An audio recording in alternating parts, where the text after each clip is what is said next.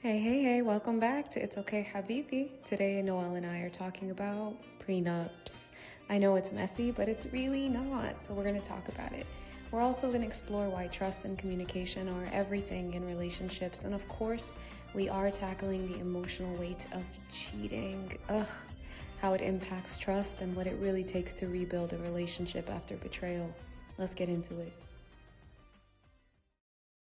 Did you fight right in the middle of it? I'm so hungry. I didn't time to eat dinner, so I was like, let me shovel it before the 1 mark. Do you want to finish dinner? No. I'm good, man. Let's do this thing. Okay. After dinner, I'm just gonna want to sit on the couch and do nothing. Let's do this. Okay. So I don't know. Is it episode 7 or 6? Wait, not 7. episode 7. Amazing. Yep. Yep. This is crazy. So I know I just mentioned it offline, but it's crazy. I literally was like, I'm just gonna wear a t-shirt and I'm gonna wear something there is no way she's gonna match. I just can't right now. I So love here us we are. very much. Literally down to the Here exact we shade are. of this neon we matched. Literally. I mean, what can you do? We're a match made in heaven. It's wonderful. Yes. I do. That show that you're wearing, the White Lotus. I'm guessing you loved it so much you bought a shirt. Why? My God, this podcast is turning into shows and movies recommendation. It's amazing. One of the best shows that I've ever seen. If you haven't seen it, this is your type of show. I saw season 1. Okay, so you kind of know what's up. This is from season 2. Spoilers. Legends never die. That literally is not a spoiler. I have no idea. I have no idea why they're saying that. Okay, but if you've seen season 1, each season they're changing totally different cast, different locations. Actually, Tanya from season 1 is the only one who moved to season 2. But season 1 was about money, if you remember. Season 2 was about love and sex. And now season 3 in Thailand is about death and afterlife. Wow. Okay, I'm gonna get to season 2 then. So good. Even season 3, we're like on episode 4. It, this is just because the topics that is discussing, like the writer of the show, it's just amazing. Like this is something that I like to talk about on my day-to-day life, but like to see it playing out in people's lives, it's just amazing. It's I just never even amazing. connected that all of season 1 is about money. Like the Hmm. central theme is money. But now that I'm playing it back, they gave us like a few different people's stories revolving around money, like the super busy mom, then the woman who marries into wealth, right? Yep. And the rich mom, and Mm-hmm. then their friend who is person of color who doesn't have money that they drag them along with it. And I remember on the show, like she's having a different experience because like she's hearing like now she's living with privileged rich people. And then she's hearing the conversation that they're arguing about. And she's like, literally, I just want to pay my bill back home. And like, this is the life. And fell in love with the guy. They were trying to steal the jewelry because they're struggling financially, and literally for them it's just like I'm trying to like feed my family. Like, yeah, it's just Yeah. amazing to see so many different people how they all perceive it, and like how from the rich point of view how they're seeing it. Like I should, like it's like a Entitled? entitlement, yes, I got you. or whatnot. So yeah, season 2, Love and Sex. Okay. I'm really interested in watching season 2. Let me see if I could get my boo to watch it with me. That might be like a nice Mm-hmm. couple sync to watch. That's one thing we cannot align on. Like he fully loves like documentaries and like educational stuff. And when I sit down to watch TV, I want to turn my brain all the way off. Like I want it to be mush. And I'm just trying to figure out like, do we not sit and watch TV together? Like, do we say, you know what, let's just have separate time? Or do we like find the middle ground? Like, what do you think? That's a very good point because I just do everything. It depends on my day and my mood. Like sometimes I just want something like just shoot me right now. So I watch like something reality TV. And then sometimes it's more like this where like I want like a deep topic. Sometimes I want some like a hard watch. So it depends on my mood. Fellow travelers that I told you about, that was one of those that where I couldn't. I usually like binge watch shows every time I finish an episode, my whole body was aching. Like I was feeling it in my throat. I was angry. So it depends on the day. Like it took me a while to finish it. I wanted to finish it because like the story was so good. But yeah, it just depends on the mood. And that's something like my husband and I, we do different types. He's more like want to watch like crime mystery before going to sleep. And I'm like, just want something like chill and easy or whatnot. Depends on the day. Mm. But like I'm a big Harry Potter fan. He's a big Jurassic Park fan. And then I mean being married for 7 years, like now we both like each other's stuff. So we came into it like this is me, this is you, this is what we like separately. But I think with time we started to enjoy each other's interests. So I wonder like if you guys end up like moving together or when you're like living together, I think it changes because you have no choice but having to watch those documentaries and actually I see it a lot in reality TV where like you hear a lot of like those stereotypical like straight husbands that is like I would never watch this and then like in the back like back in the kitchen they're like eavesdropping on like some reality TV Love is Blind or something like that and they're like okay what happened there, what did she say, like you just naturally that's not what you would watch but you just find yourself doing. That's how I got him to watch like two of the shows that I love. Like Modern Family is one of them, right? Like I just turned it on and then he started listening and then he started watching. Yeah, And I was like, yes, finally, and it yeah. so I'm the next one I'm gonna try to get. Have you ever seen Veep? uh Veep is with Julia Louis-Dreyfus and she's from Seinfeld, Elaine Bennis, uh and so many other shows. But anyway, I love her so much and it's about the vice president. Like it's like a House of Cards, but funny. uh Anyway, I think I never saw House of Cards. I don't even know why I just said that. yeah. But anyway, Veep is next on my list. Okay. Wicked. I What did you watched it. think? Okay. I I have a lot of thoughts, but the first thing I want to circle back to is the reason you told me to watch it. uh You said you felt like I was like the Elphaba. Is that who? Well, Not Glinda. yes, Okay. Galinda. Galinda.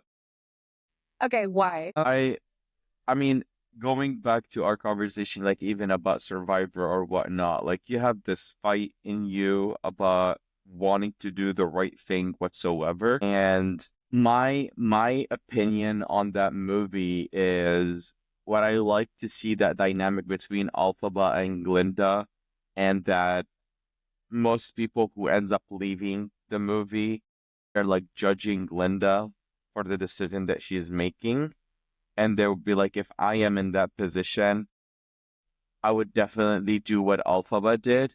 But the reality at the end of the day, 95% of the people in the world don't have the courage to do the right thing. They would just like fold and like, I'll just go with the majority, the people in power. I don't want to like, you know, ruffle the system or whatnot. You would be 100% Alphaba. You don't care about the system, and that is something that I highly respect about you. And I just see you as Alphaba. Like literally, this is everything about her is even at the end, if you remember, like Glinda was like you got it good. You're gonna be the vizier with him. Like you got it. You're there. It's just like I don't care. I don't even want it anymore. Like once you see the right thing, it's hard to unsee it. And know you. You are Alphaba. Yeah, thank you. Like I was looking for it in the whole like for the whole movie. I'm like, okay, am I like her in her personality? Am I like her in this? And I'm like, no, no, no. But then when it got to her like desire, just actually when it got to the classroom, spoiler alert all the way through. If you didn't watch Wicked and you don't want it spoiled, just stop listening. When the 5, 4, 3, 2, 1, when the goat got pulled out of class and she was like, so we're just gonna stand here and do nothing. I was like, yo, thank you. What the fuck? Like they did a study once or like an experiment. I don't know who did it or whatever, but like basically the teacher like yelled at somebody in the class and was like, don't ever do what you did again. You cheated. And like everyone around saw that the person didn't do anything and just quietly watched as that student got kicked out of class. And then afterwards, I think the professor told the class, like, why the fuck did none of you? He was testing the rest of the students. Uh-huh. And even though they all knew what he was doing was crazy, they just watched it. And it's like, I think you're right. The majority of people don't speak up. And I do think it takes practice. I'm still trying to get better at speaking up. But like when things don't make sense to me, I do just say what is happening. But I have been in situations where like I shut up, like if you're under threat of danger, right? Like being in Palestine with like guns in your face and the Israeli soldiers, like you're just like, okay, do what you need to do. I don't want to die today. But I think if like you're not under immediate threat of like physical danger, and even then, right? I wish I had more courage. But once that happened, I was like, yeah, nah, I'm alpha all the way. And then even the way when she gave up her wish, when she was like, she realized like she is beautiful and like she just cared more about the animals. Uh-huh. I love that. So thank you for saying that because it meant a lot to me. I just wanted to like actually know, like I wasn't putting words in your mouth or something, like to hear why you thought it. But I loved the movie, and like I'm not gonna lie, like the musicals, like pretty much until the real drama hit, like it didn't really capture my full attention. But once the full drama hit, it had me. And I think Ariana Grande definitely like hit her stride in the second half of the movie. The last thing I'll say is like those movies piss me off a little bit now, like post October 2023. They really piss me off because I mean we've seen memes about this, right? Like you've sided with the resistance in the Hunger Games, you sided with the resistance in Star Wars, and you sided with the resistance in Avatar, but you cannot figure out when to side with the resistance in real life. And it's the same concept, like literally played out in front of us. Like it's very wrong that the animals are being caged, right? And that they're losing their right to protest and speak until they lose their voices altogether. And we are literally watching a world where, like, just actually yesterday, they arrested Mahmoud Khalil at Columbia University, right? They tried to to say he's going to get deported off his student visa. And when like ICE went to go get him, his pregnant wife, showed the paperwork that he actually has a green card with permanent residency. And they were like, nah, that's going to get revoked too. And they took his ass all the way to Louisiana because he was heading up the campus protests or like heading negotiations with Columbia University to stop the genocide. So it's like, where's the protest? Like, who's going to stand up about this? And people did stand up and protest, and a judge did block the deportation until further notice. But it's just kind of terrifying to know that like we are in the world of Wicked, and I do think it's exactly going to play out where all of the students sit and watch, and a few people, rob the cage and go free the animals. Like, so inshallah, more and more people get the courage to speak. I've been seeing it a lot. I have been seeing it improve, and more people have courage and stuff. So like, I do think that the tide is shifting. It's just slow. Anyway, that's where Wicked took me, where I was like, why are we always pretending like we know what's right and wrong as a society? We do not. True. I think what those movies usually do is try to highlight something for people, but I'm accepting that I don't know if there's going to be enough movies for some people to change their mind or show a different perspective. I'm accepting every day that there's people who are just stuck with their ways and not willing to learn or grow, and like that's it. And one of the best examples of that, I actually saw a post yesterday from Ramit. He's like a financial coach, like a personal finance coach, and he posted something on his story. The whole point of it is like, this reminds me of the story of the fish and the water, where someone comes and asks the fish, how's the water? And the fish responds, what water? Like the fish didn't even know what is water because the fish has been so in the water that does not know anything outside of the water. So when you come and ask the fish, how is that water? Like that's the only thing she knows. So, do you get the point? I heard this quote once before, actually, and I never actually like really understood it. So it's like let's say you have a lake and like you have fish in the lake, and like we humans, we don't live in the water. we're coming talking to a fish, and basically we're asking the fish, like, hey, how's the water? Because we don't live in the water. So you can see it from the outside that where that environment that that fish is living is different. You're like, how's the water? Is it cold? Is it hot? Whatever it is. For the fish, her whole world and universe is just the water. She's never been on land. So when you ask her how's the water, she doesn't even know what water is. She cannot understand or give you a different perspective or tell you about that perspective because she doesn't have an idea of what it is. She has no concept. Yeah, it's like the air that we live in. It's like I'm asking you now, how's the air? And you're like, I'm just in it all the I don't even know what you're talking about. It's just air. And I that's get, what I I get it. am That makes sense. and that's what I'm accepting. Like some people are just so in something that even if you highlight it to them, their brain is they can't even function to see it any differently. They're just so in that water that they don't even know how that water is. Yeah, I think that bothers me because we all have blind spots, right? Every single human has a blind spot and some kind of water that we don't see. But I think people like you and I ask about water, like this fish said, what's water instead of just, I don't know, swimming away, right? So maybe the fish was trying to learn, but like, I think like when you don't understand how you're feeling or when you don't understand an issue, we talked about this in like episode two or three, where we said like go teach yourself, like go, if you don't understand, like again, for example, what's happening in Palestine, go educate yourself a little bit and then form an educated opinion. And that way, maybe you're not locked in to the perspective. But I guess this fish didn't even know it was something to question. So how can you get mad at the fish? I'm like just really trying to figure out, like, I want to be mad at people sometimes. And then I always end up rationalizing it back and going like, you just got to give people grace. I don't know. Do we? And then it goes back to that cycle, right? Especially with the last year and a half we've had, that was the question. It's like, do we? Like, we have a responsibility to other human beings. So what do you think? Do we? I don't know. I am conflicted on this, to be honest with you. Sometimes I wonder if, let's say they tell you a narcissist character, that person is not going to change. They're born narcissist, right? You don't make a narcissist.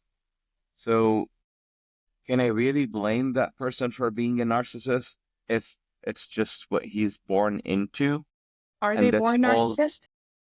that's what I thought. Maybe I need to look it up. But that's what I thought. I thought it was just that. I'm not sure, but maybe we could use like a physical ability situation. Like, can you get mad at someone who can't walk for not walking kind of thing? Or do you read about it? Yes, they're saying it's not something that you are born with, but rather a combination of genetic predisposition, early childhood experiences, and environmental influences. Okay, point, regardless, even if you're not, do I really blame that kid who grew up with those genetics and that Mhm. environment that created that? And now that you're old, because there is no studies yet, and anyone can correct me if I'm wrong, at least from what I understand, is that there's no way to handle a narcissist. The only way is just to like let it go and move on. Like don't argue with them, don't even bother, don't even be in that relationship. Like once you pick up on those signs, you just need to move on because you're never gonna win. That person is gonna gaslight you. But in their perception, in their brain, they're seeing the world as just in one lens and they're not capable of doing anything different. And that's why the therapists tell you, like, just don't even bother about it, like, to do anything about it. So This makes me want to have a whole episode conversation about narcissism. we should, because this is such an interesting thing. Because again, that's a perfect scenario of, okay, if you are born a narcissist or you are born that way, then how can I be bothered or annoyed by you for acting a certain way or not speaking up or whatnot. So maybe this is just how life works, you know, each person is working with the cards that they're dealt and like we're going through it. I think I'm so mad because I'm pretty sure I dated a narcissist for like 3 years. And I'm like, if I just realized in year one, like it wasn't going to change. That's why I want to have a fuller conversation about it. Because a lot of people throw around the term narcissist without actually like, knowing if someone is. But then B, like, are they really incapable of change? Like, is that really how it works for that Therapy, condition? particularly cognitive behavioral, can help individuals develop healthier self-awareness in relationship if they are willing to work on their behavior. So while some people may have that predisposition, it's not purely something that they are born with. It's shaped by life experiences. I listened to 3 episode podcasts from Dr. Phil, and it was all about narcissism, about all different types of narcissism, because some of them are like in your face, where like I'm the biggest, best boss in the world. And there's like victim narcissism, which is it's always coming back to you, but they play the victim card. It's always like you're going on a trip. I was like, oh, poor me, I couldn't afford this, or like bringing attention back that way. Or others were like, you might marry someone who's like don't even have a job or like quit their job and they won't even bother to go get a job. They're sitting at home for a year and their brain, they're telling themselves like, I'm not gonna go just get any job. I should be just the CEO of a company. So I'm only gonna get a job that, but that's a sort a form of a narcissism because of all about like I am better than everyone else. So what I got out of those episodes, there is really no way you can actually work with that individual unless they are wanting to change something about it, but they're not gonna want it. I mean, I have not seen a narcissist who actually wanted to change. I don't know about your experience. Yeah, no, I think the gaslighting was spot on, where it was like, I'm definitely gonna change, and I saw small glimmers of hope, but it was just a toxic cycle that, I regret being in like for far too long. Uh, But yeah, I guess even with that, here goes me in the cycle that we were just in, like where I'm like, are they redeemable? Like, could it get better? Like, is there hope for that person's future person? I just don't even Zionism, right? Like I know everything goes back to Palestine, but like I really start to pray that like, there have been people who have been classified as Zionists and then woke up and were like, actually, this is wrong. I've kind of been brainwashed and now I don't want this for me anymore. They have to unlearn. We all have things we have to unlearn. So I'm wondering if narcissism, like kind of like you said, like some of it is genetic predisposition or whatever, but then others is influence. Like, can you unlearn the behaviors you like created as a habit? And I think you said cognitive behavioral therapy is one way a narcissist can improve if they really want to try. And I think for all humans, right, this goes to your business, right? Money psychology. It's like at the end of the day with everything, whether it's narcissism or like procrastination and why you do that or whatever, like it really comes down to how you develop those habits and how hard you want to work to shift them. and if you're a narcissist, you're probably going to be the least who is willing to actually work to shift it. Like alpha, but if you're in a situation where like alpha, we have to make a decision, they're going to tend to make a decision that is not the right decision. What bothered me about Glinda is I think it was very not often are you behind the curtain, right? Behind Oz's curtain, see everything. Like Alphabet, like found out all the information that Glinda found out. They had exactly the same information, and Glinda was still sitting there like, let them explain, and like you'll have everything you ever wanted. Like she very quickly wrote off the pain and the suffering of like living beings. Mm-hmm. But why? It was for what Alphabet told her, like her ability to rise, her ambition. Mm-hmm. Her own ambition. It was so much more important. And this is what's so cool about this movie is Glinda acts the whole movie as she's the most popular. Everybody wants to be her. She's like the best. Let me teach you how to be me. And by the end of the movie, you can tell she is actually the most insecure and wanting love, and she's willing to do anything just to feel loved by the teacher who she was chasing after. And her man. Yep, exactly. He was like, I don't even So, like him anymore, but I still want him, which is all of us, right? Like, yeah, yeah.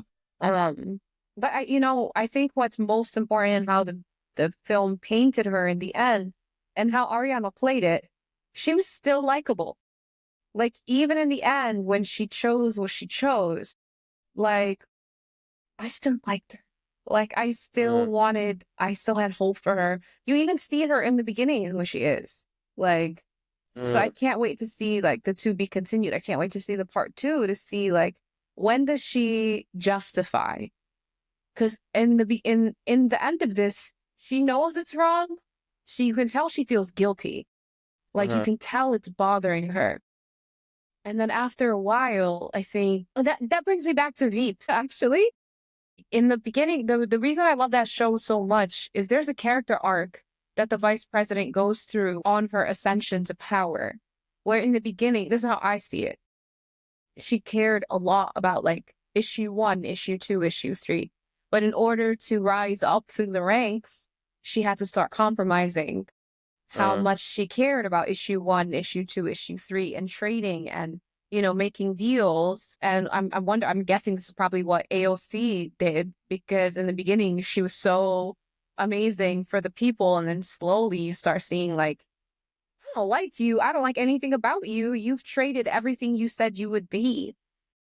So anyway, I guess it's like people slowly start telling themselves there's a good reason. There's a good enough reason. Yeah. There's no good enough reason. And this is why you're alpha buff. Yeah, like, it's so, yeah, it's so bad. I don't know. Then I go back to this, right? This is the back and forth. I'm not in everybody's shoes. So how can I say there's no good enough reason when I don't have children? I don't have mouths to feed, right? So, like, again, speaking up about an issue that might get you deported or in trouble. If you have children and Or you are lose your job or whatever, because I know a lot of people are not speaking up or saying something because fuck that, because I have a there's job. So I am in their shoes. I have a job. I'm my own sole provider. And for me, I say they have kids or family that that's they what need I to say. feed. Yeah, that's Yes. what I'm saying. Like I'm just saying not just deportation, like they're scared maybe of losing a job because, like, how do they pay the bill the next day? But this is where fear stems from, and this is where politics focus on. And this is not new. Like, throughout history, when they know how to starve that person or not give you enough resources to know that you cannot survive another day without this job, or another day without this system, or another day without following specific politician for whatever thing that you need from to just survive, just to eat and breathe, you're gonna be more intimidated and less willing to actually speak up when something is wrong or something is off. And I've seen it in 150%. Lebanon for so many years. You have people that are extremely poor, and when time comes to election again, people would be like, "This is the last time. I'm not gonna vote for this specific politician or this party," and da da da da. Literally, they would buy their votes for like $100. I'm not even exaggerating. That $100 was so important for that person in that time to change their vote, because they're like, my vote is not gonna make that much of a difference. I'd rather just take that 100 and feed my kids. Yeah. That's what I'm saying when I go back to, I can only speak from the circumstances that I'm in, like, single person, paying my own bills with my own job. From that perspective, I've never cared about what job I lose, because it's just going to affect me. But if you have mouths to feed, then, like, I can't talk for you. I can't eat, but I do see people with children speaking up, taking that Yeah. risk. And I Yeah. think if more people were brave and maybe took that risk, it minimizes the risk on everyone else. But when and is everyone going to wake up at the same time or care enough at the same time to have that kind of safety? That's hard to say. I do wish the global strikes would work, right? Where they're like, we only need 3.5% of the population in America to do this strike in order to make a big shift. We just need 3.5% of you. So, I mean, a lot can be done with a little bit of people. I'm going to get the press for talking about this. Let's move on. They're like, I just want everybody to fight with all they have and then teach their children to be little warriors. There's so many parents who fight with so much on the line. And then they'll call me and they'll talk to me and they'll be like, my daughter, like, says, like free Palestine. Like she learned it, and they're not Arab, they're not Muslim. They have no stakes in this. They have no stakes in this, and they are just like there fighting, putting their full family on the You line. get it. Yeah. So anyway, I'm just saying that I will not speak for people who have children or who have stakes that are different than mine, but I have seen people with those stakes put it all on the line, and I love those people. So if you are those people and you're listening, thank the fuck out of you. You make me feel inspired that when I do have children, I will be as brave as I am today. Be an alphabet. Be an alphabet. Yes. Be an enemy of the state. Hey, I shifting a little bit, a Shift. lot of it. I want to talk about prenup. Yeah, let's do it. I don't know shit about prenups. Okay, I have been on this like new interesting journey of like learning about prenups, and the more I read about it and the more I understand it, the more I'm like, this is such an amazing idea that people are just like not even considering, and like it has such a bad reputation that So let's bring it back. What is a prenup?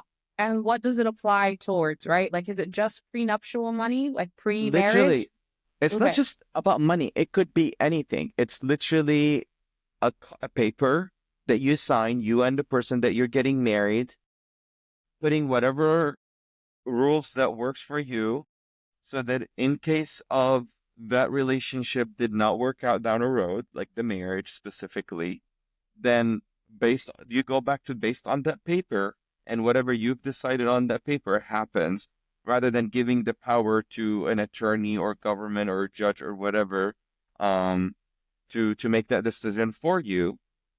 And you can make it whatever it is. You could say, I want it to be 50-50. I want it to be, you are But when you coming say in. 50-50, is it everything you have before the marriage, or is it 50-50 What including everything you earn? Like, let's say before the marriage, I'm only worth like $10,000, and then I hit it big after the marriage, sell a company, and now I'm worth millions. Did it only apply to the 10K or the millions? this is what's cool about it. Literally could be both. Whatever you want it to be, you literally write on paper, I want us, when we get a divorce, everything that we owned before and during our marriage is going to be split 50-50. Or I want everything that I brought into this marriage to leave separately to whoever brought whatever with them, and whatever we together made, we can split 50-50. Or she has her own business, she's building her empire, he has his own business building his empire. If we get a divorce, we're splitting the house and the money in the bank. But when it comes to our businesses, I don't want that to affect my business. I'll keep my business, she keeps her business. Whatever you want it to be. But I was just thinking how amazing it is to go into a. Most people come into marriages are really nervous and scared because of financials and because people don't talk about money, frequently. The most nervous thing that people worry about is that if you get a divorce, how am I going to be able, aside from the kids and whatnot, but the biggest topic is, how am I going to be able to support myself? Is he going to pay alimony? Is the judge going to like rule for why? I think it's amazing to just talk about it before, make whatever rule that works for you before getting married. And then now that you're married, hopefully nothing happens and you guys will live happily ever after. And guess what? Even if you do get a divorce, you don't have to abide by that prenup. You might still choose, like, you know what? I changed my mind. I actually want to split everything half and half. Or that person turned out to be the worst person in your life. You didn't even know that coming into the marriage, and they want to screw you over. Now you'd be like, well, here's the prenup. At least I know I've been protected based on what we said before. I just think this is so amazing. And I know it has such a bad reputation because most people automatically think like, why am I going to get into a marriage already thinking about a divorce? Just don't get into a marriage already.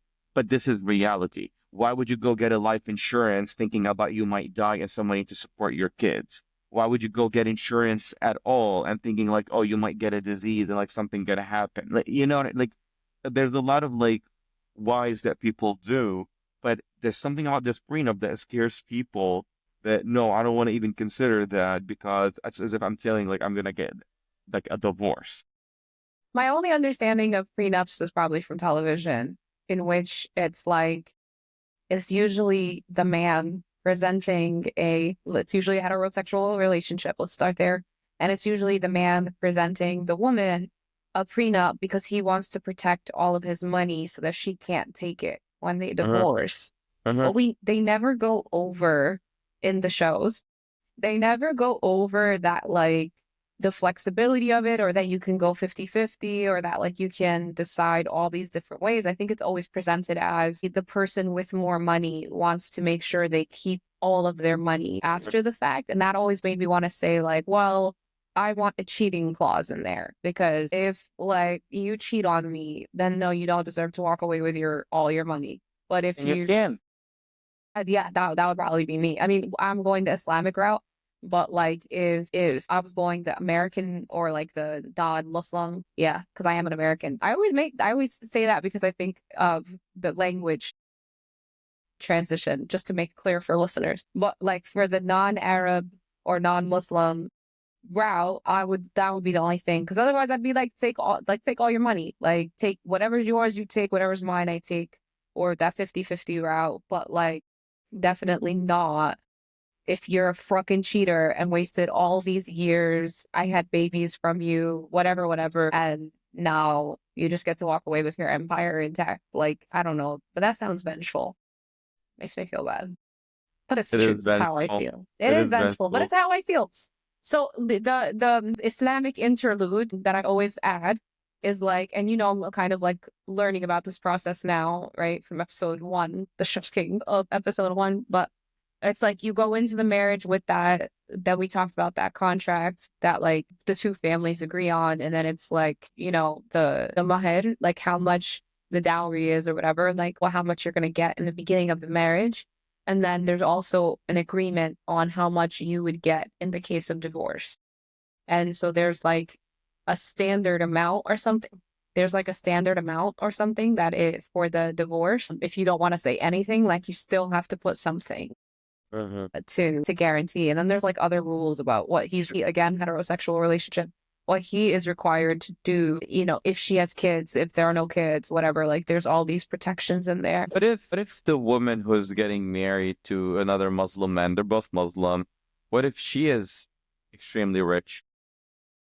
Yeah, I think that's why. So, I know people whose maher has been like, get me like just a gold piece, right? Like something symbolic of dowry, but not like an actual maher. And then there's people who they know their price is at, 30, 40, 50, 100K. They're like, I want that from the guy before we even get married. And as you know, like per Islam, like his money is her money and her money is her money too, where she does not have to give it to the house, but he has to give his money to the house. So I forgot your question, but what No, was my it? question was basically the point of it is for him to protect her, but I feel like, I mean, I understand why it was created back then, because back then women were not, getting married, like we're not Oh, and if working and she's rich. whatnot. But now, like, she's rich. How is he being protected now by it? I just feel like there is something about this that worked in a time that maybe it's open for discussion in our times. I think I get what you're saying. I think and this is where now I'm just going off of, I think, and I cannot speak for Islam or anything, but I think the gender roles are very clear in Islam. Like man is protector and like woman is nurturer. Woman is there to like have his back, and he is there to protect and provide for her. I think he has to be in a position before he gets married that he is in a position to be able to provide for. If she has more money than him, then I think that's up to that couple to just make the maher, like I said, symbolic, and to make the divorce amount that like standard. And then I don't know, I guess the part I'm interested in, am I freezing for you? Because I'm freezing Nope, for me. not. The part I'm really interested in is understanding, like when we say this is our contract in front of the sheikh, in front of the, the imam, the priest, whatever, is this a legally binding contract? Because I wanted to ask that too. I was like, but you still live under the US, so you have to go and record your marriage within the government. So if you still do get a divorce, even though, let's say, religiously, that's what you agreed upon, if that was not an actual legal binding contract, like it's literally a prenup. I think what if you ask that question and someone tells you, yes, it will be legal, I think what you guys are doing, not doing now, but what someone will be doing is literally just doing a prenup. Yeah, I wouldn't disagree with that. I think it's just having like the conditions are already decided upon by the book, and Yeah, because I like wouldn't in our disagree. countries, there is no civil marriage. So when you get married or get a divorce, the priest or the sheikh or the imam, they are the ones who have the say on what happens to the money. They are the judge. So when you're getting a divorce, let's say you go to a priest and then like the church will decide this is how it's gonna go. Or because it's not protected by government laws, it's protected by religion.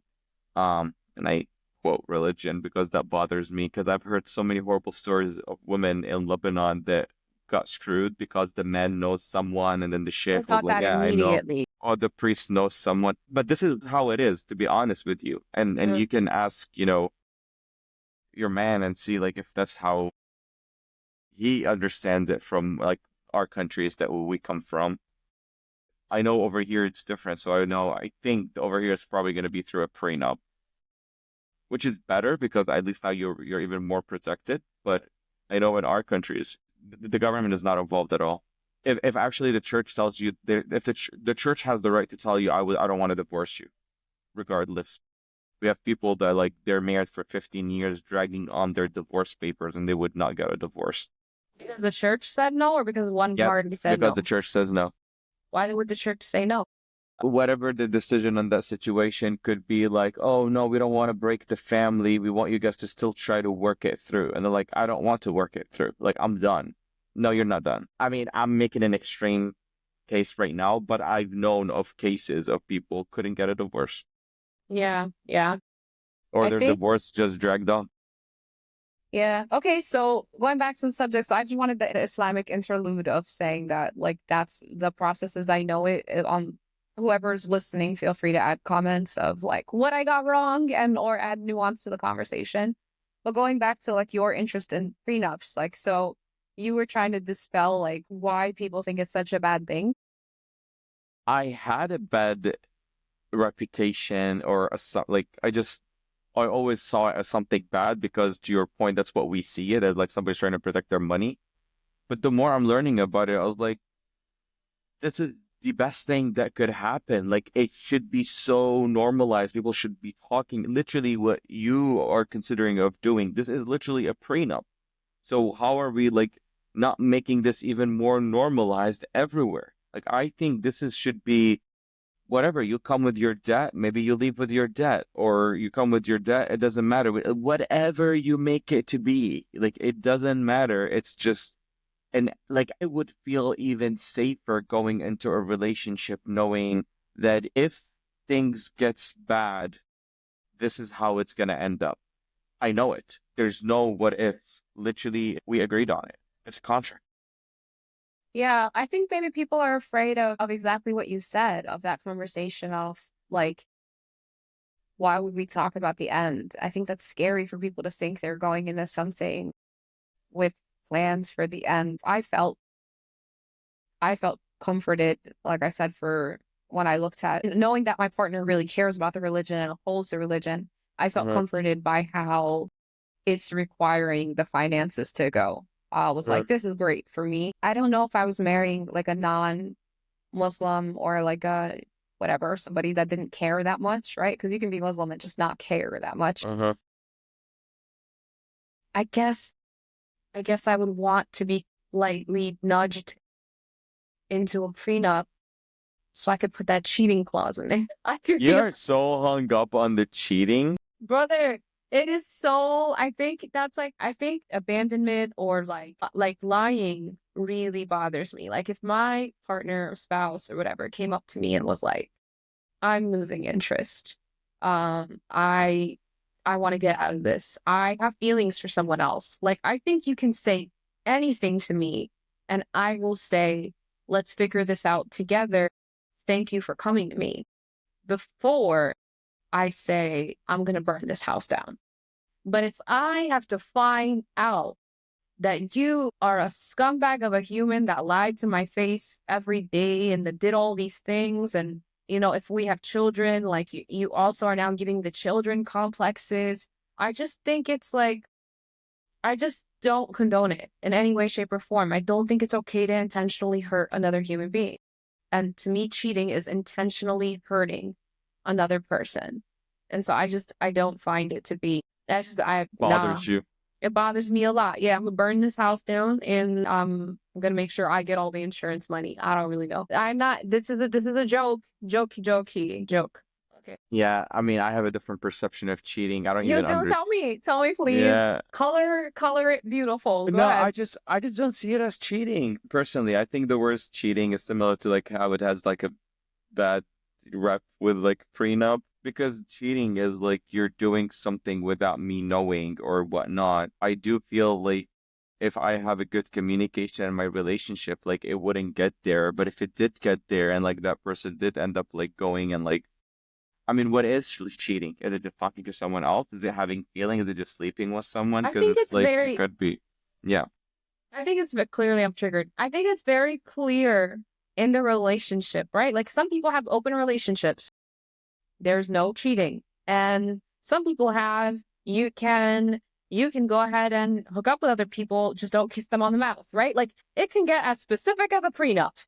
Your Mhm. agreement with how your partner interacts with the opposite Or sex. that one celebrity card. If you ever meet that celeb, Yeah, the hall pass. You can have hall passes. Like it is up to you and your partner what respect looks like in every fashion. And Mhm. once you know your partner, you will know I'm crossing a line here. And I think that's what's important to me is like, what did we agree was the way we will respect each other? And once you cross that, especially repeatedly, you are intentionally hurting them. Like I don't Yeah. care. Like if we said do not have, you know, like you said, cheating, right? Like so there's emotional cheating, there's this, there's that, and so I think it then you can get into the nitty gritty, right? Like, oh, I don't want you to talk to other women at all. I don't want you like having conversations at work. I don't want you having like, you know, colleagues that you feel friendly with, right? Like there's an extent to which like you got to calm the hell down. But I think that's where it comes down to knowing you can trust your partner and knowing that like they first of all love you, right? So like if you're doing everything you need to do to keep the marriage alive and healthy and functioning and you guys are communicating and blah blah blah, then you know I just don't think intentionally stepping out on a person in a way you know they would not like and in a way that you promised you would not, I don't think that's okay. I don't think going back on your word is okay. I think if it gets there and you are interested in someone else, like they caught your eye, then you should come and talk to your partner and hopefully y'all could work on whatever it is you need to work on. Maybe you would decide to have an open relationship. Maybe you decide to give that person the hall pass. You know, maybe you decide to have a threesome. I don't know. But I just think that communication and honesty and trust are going to get you to a longer relationship than Yeah. lying and withholding. I agree with you. Definitely communication is like the key everywhere. I'm just speaking for myself. For some reason, that topic doesn't trigger me at all. Like if I know the person that I'm with slept with someone else or like call it cheating, I don't know, it just doesn't bother me. I don't know why. I like my reaction would be interested as to why and what was missing here. And if what was missing here is something that we can figure it out so that we can, you know, work towards that? Or if not, do you still want to be in a relationship, or you're just like sleeping with someone else because physically, like maybe there's something that you're not getting fulfillment here, like you're just getting it somewhere else, but like emotionally you're still here? Or do you feel for someone? I don't know. Like I feel like my brain would like so logically approach this. I don't know. I mean, but I do have to say, I trust my husband 100%. So I say that knowing that if my husband did that, it's not coming from a bad place. Like I know it for a fact. I trust it in my heart that if it happens, it's happening because of just whatever he's going through, like trying something. We're talking, this could be anything, but for some reason in my brain, it doesn't bother. What I'm hearing you say is that you like A, you know it wouldn't happen, so the idea is like doesn't trigger you, and B, if it did happen, it's out of character for him. So you're Mm, like, if he's acting out of character, something is happening that's out of the norm that I need mm. to investigate and be there for him, which sounds like really good love. But I guess I have a question. Does does your process look the same if you had to find out on your own and, it's like a long process of cheating? Or is this in a situation you're saying where he comes to you and says, I did this yesterday? It's a little bit different because I've already had that conversation with him, and I said he already knows that I don't care, and he knows that he can do whatever he wants. Oh, that's different. That's open. Yeah, yeah, It's yeah. we're not like it's not what the here's the thing. It's not really open because it wasn't like let's be in an open relationship, but I've had that conversation where like if it comes to it or happens or like if he found himself in a situation where, that happened, I'd be okay with it. I mean, I'll prefer if you tell me, but I like I wish for I the don't know. calmness that I see on your face right now. You are just so calm. You're like, oh, whatever. Like, I don't know if that's just like I my mean, insecurity next to your security. Like, I don't know what this is, this difference, but I'm really interested in it.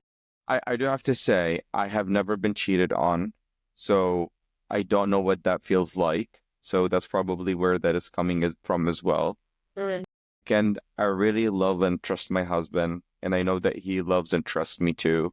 So all of that helps to be able to logically approach the situation rather than um assuming the worst. And we've done years of therapy to where we know there isn't bad intentions, like we still argue and fight about a lot about different things.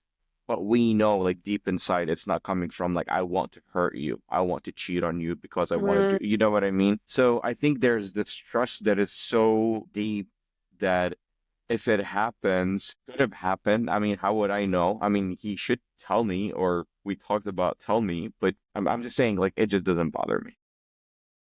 I respect it. That's a valid take. I hope to get to that level of like groundedness one day. But like I said, for me, I think the marker between intention and non-intentional, regardless of what you're going through, right? Because I go through shit all the time. I'll treat you like shit. I think is that everybody makes mistakes and everybody's human. But I think it all goes back to how much do you trust me to be your full human self with me?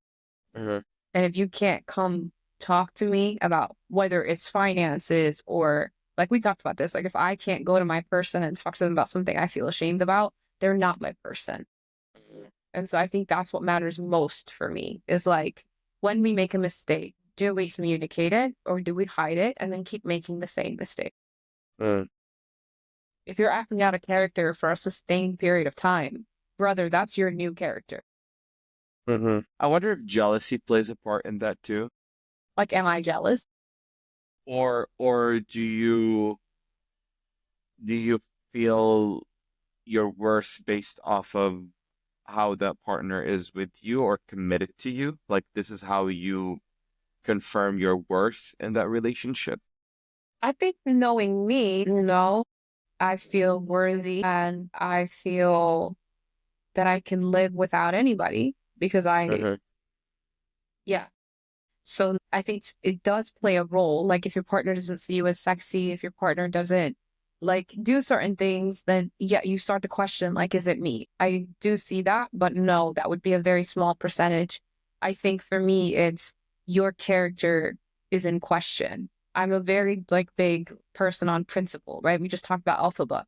Like it doesn't matter how hard it is to stand up when somebody is being mistreated, you have to stand up for others.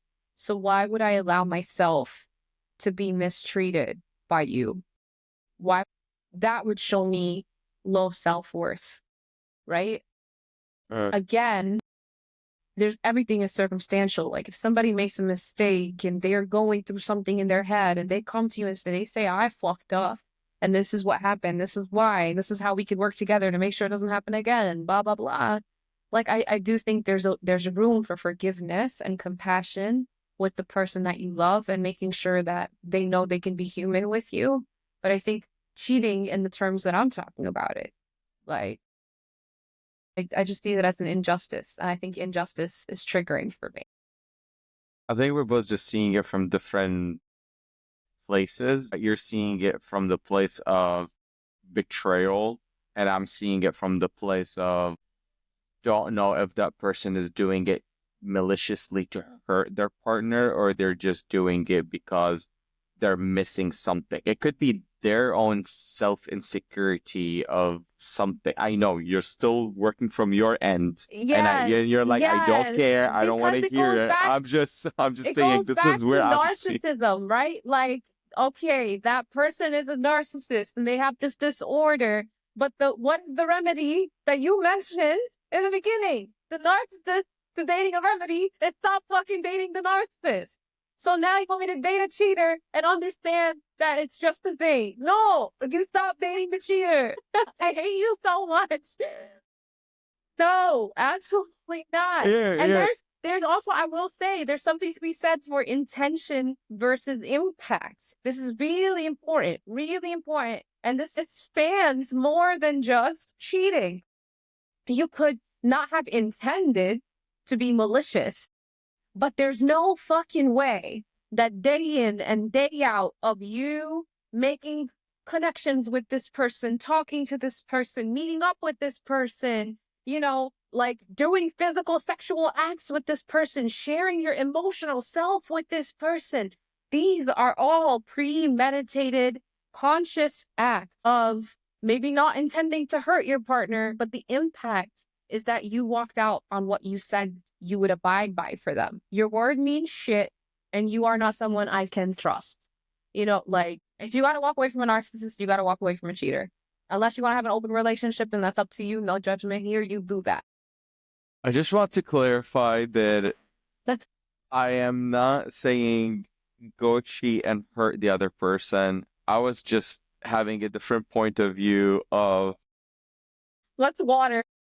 what is going on in that person's brain who does the cheating act, and me from the outside. Most probably, if I was in it, I might have feel something different. Again, I'm in a different type of relationship than everyone else. So I have that privilege of saying what I'm saying, but I am aware that a lot of people are not even there. But there's a huge difference here too that I want to point out before we close off. Oh shit, it's been an hour. Okay. I know. Is for me and any like the relationship that I choose when I chose the relationship that I'm in or before like prior relationships, I am the type of person who like if I sniff the smallest red flags, I'm done.